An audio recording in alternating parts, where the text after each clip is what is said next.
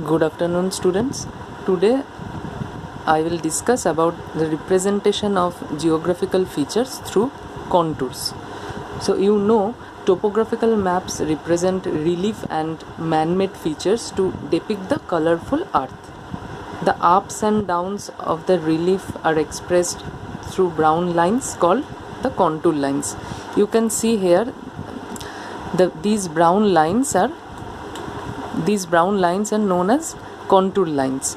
Okay, so contour lines are imaginary lines drawn on a map joining the places having the same height above the mean sea level.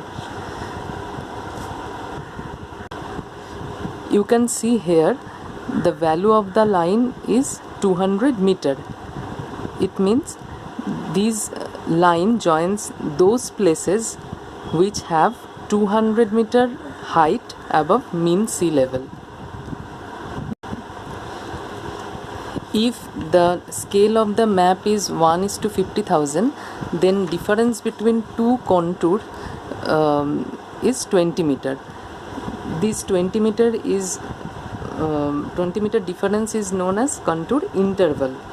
It is an interval at which contour lines are drawn, and at every 100 meter interval a thick brown contour line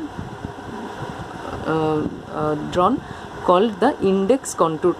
It is drawn for calculating height. You can see here some thick brown line, so this is known as index contour.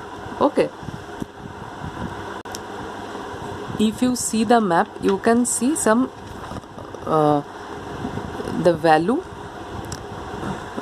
which represent the spot height. You can see throughout the map here 542, here 180, 233. These are the value of the height. This is known as spot heights. Survey instruments help to find out the heights above the ground. These heights are marked as a spot height on the map. The spot heights show the heights in meter above the mean sea level. When the heights of several points are known accurately on the map, it is possible to interpolate lines joining equal heights above the mean sea level. And now you have to know about the characteristics of contours. So what are the characteristics? First of all, contours usually do not intersect.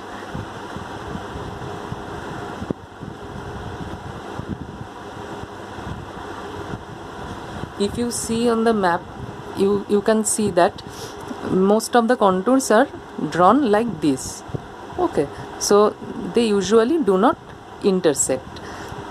And the second point is, when contours are widely spread, they depict the gentle slope. And when they are closely spaced, then it is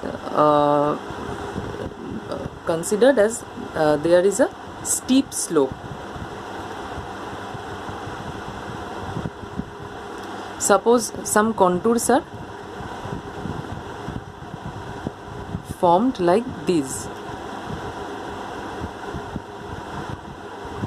then it can create the gentle slope. And when the contours are very congested with each other, then it can create the steep slope. Okay, and now I will tell you how can you understand which type of landforms are there in the topo sheet. So you can see here some patterns of contour lines. These contour lines these contour lines actually represent the conical hill. What is conical hill? Conical hill is a natural elevation of earth's surface smaller than a mountain. Its base is broad and almost circular in shape, has a narrow peak. Contours showing the conical hills are almost circular with peak of the hill as their center. The contours are drawn almost at regular intervals. If you see the contour intervals, the intervals are almost at regular interval. Okay, the contours are drawn almost at regular interval. So when you can see this type of contour patterns on your topographical sheet, then you can easily understand that this is a formation of conical hill.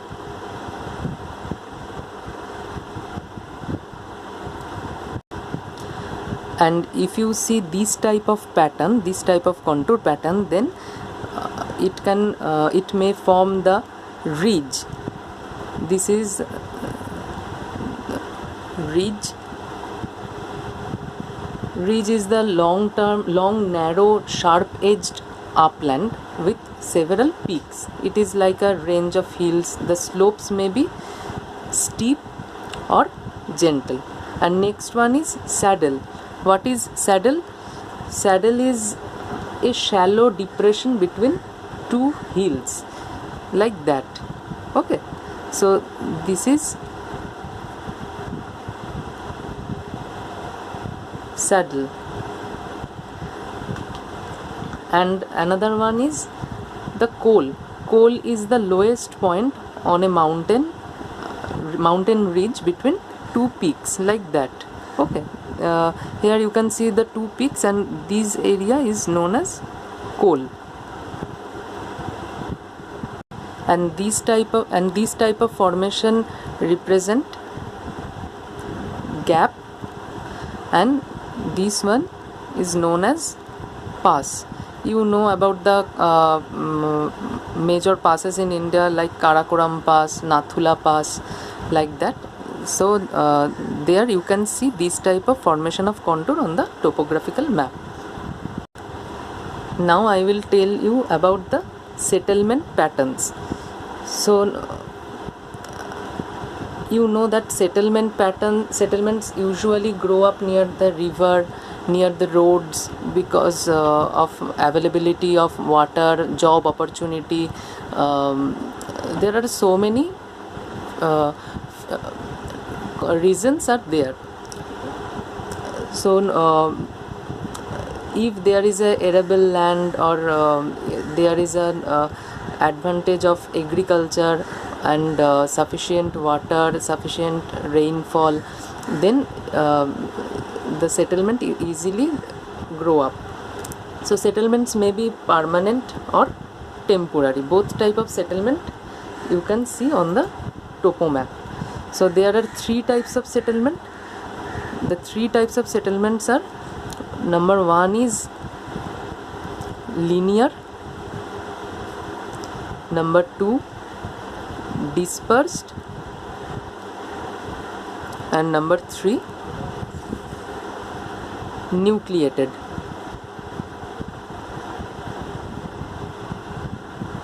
This type of settlement is known as nucleated settlement. So in this type of settlement you can see too many houses are there, and this pattern is also called clustered and is often found in the areas having too many opportunities. These are actually major villages, towns and cities in plain, or they may be found in difficult terrains where favorable conditions have agglomerated at a certain point. And this one is known as linear settlement. You can see throughout the both side of the roads, rivers, they grow due to the advantage of transport and trade. And the last one is dispersed. This pattern is found in the large farm areas where there are few people living. Both permanent and temporary huts can be seen here. Thank you.